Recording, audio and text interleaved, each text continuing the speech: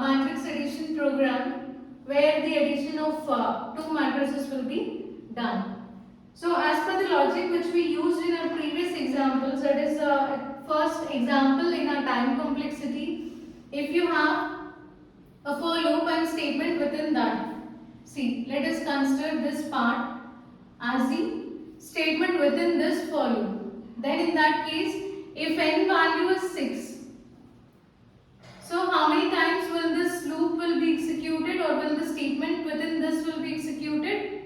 This will be executed n times, right?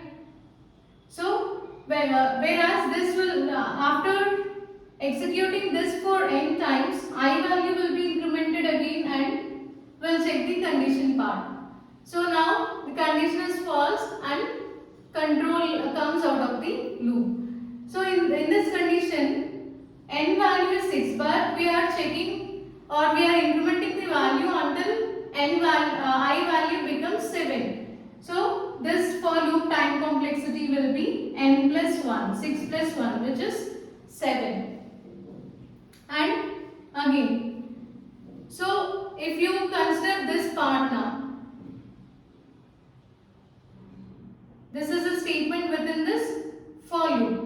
So again same logic.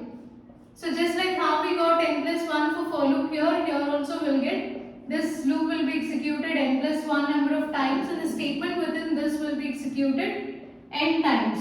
So here you need to consider this time complexity for the statement for I loop as well as for j loop, because when both the conditions are true, then only this statement will be executed. So here we are executing this statement until I value is less than or equal to n. So this is n, and the same thing here also we are executing the statement until I value is less than or equal to n. So both the conditions must be true to execute this statement. So we need to consider these two n's here, which is nothing but your n square.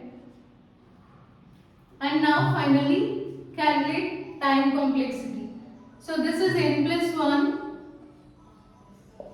and this is nothing but n square plus n square. So you will get value as 2n square plus 2n plus 1.